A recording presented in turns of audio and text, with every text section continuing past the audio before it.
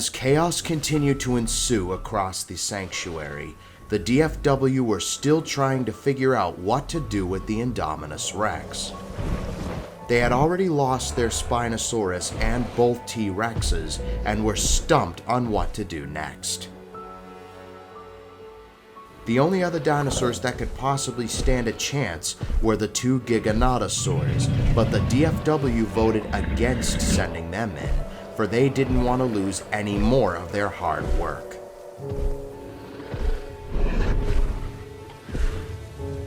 Meanwhile, the Indominus was getting very ravenous and was hungry to get back out there and cause more destruction among the sanctuary.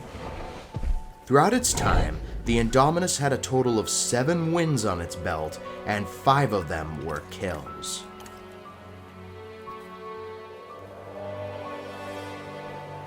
The DFW made the tough decision of creating 2 new Tyrannosaurs. These specimens were heavily modified to make them stronger and more resilient.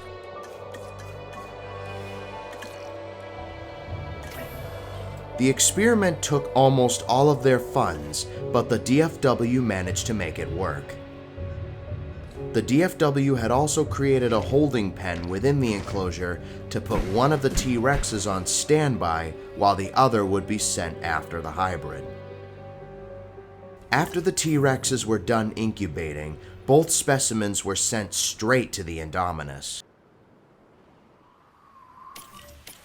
As soon as it was placed, the T-Rex didn't immediately attack the hybrid due to its sleeping.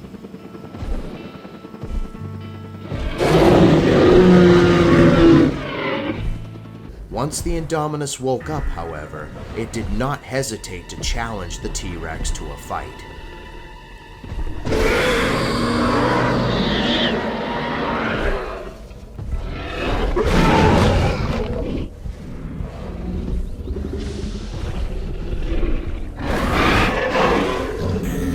During their first fight, the T-Rex actually managed to get some really good hits in, catching the hybrid off guard and causing it to retreat.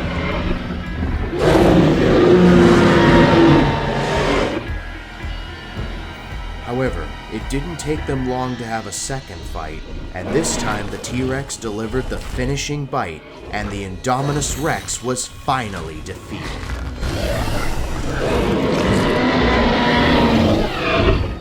The DFW didn't even need the second T-Rex. For their reward, the 2 T-Rexes were given their freedom when the DFW removed the enclosure from the area. As for the now dead Indominus, the carcass was lifted out and sent away to be disposed of once and for all.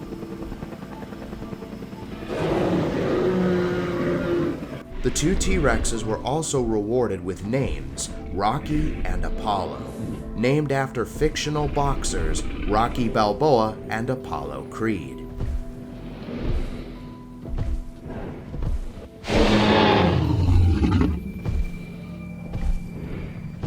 However, while the Indominus Rex was gone, the DFW's troubles were not over yet.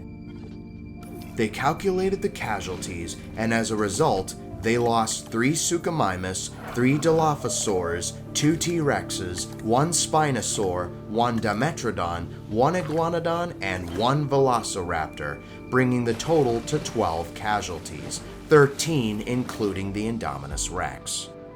The DFW then got to work trying to restore the species that they lost. As a bonus, they even created 2 Spinosaurs instead of 1. They also released 2 new species to the sanctuary, 1 herbivore and 1 carnivore.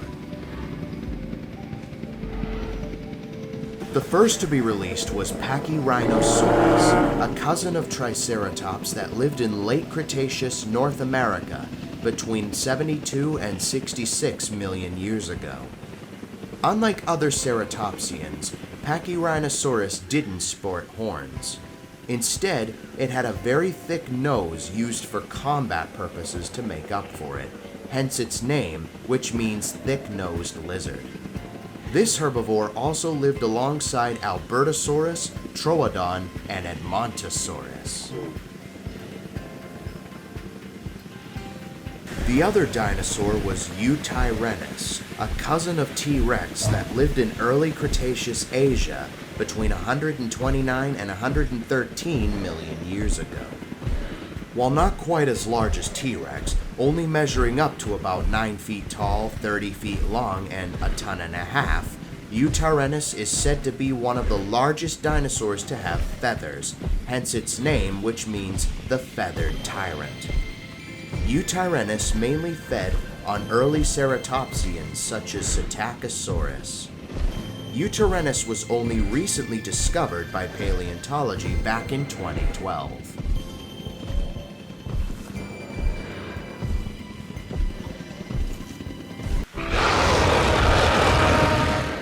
With the Indominus Rex no more, everything in the sanctuary was back to normal once again. The dinosaurs were no longer aggressive towards each other, and peace and balance were restored once more. Saying that though, the DFW decided to wait a little bit longer before opening the sanctuary for the public to see.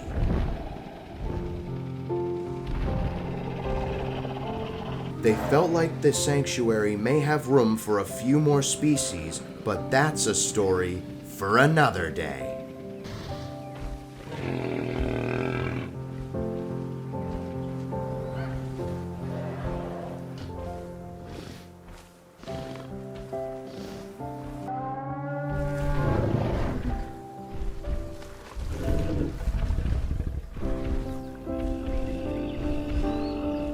Hey guys, thank you so much for watching the video. If you enjoyed it, be sure to leave a like and subscribe for more. It would really help out a ton. Thanks for watching. I will see you guys next time.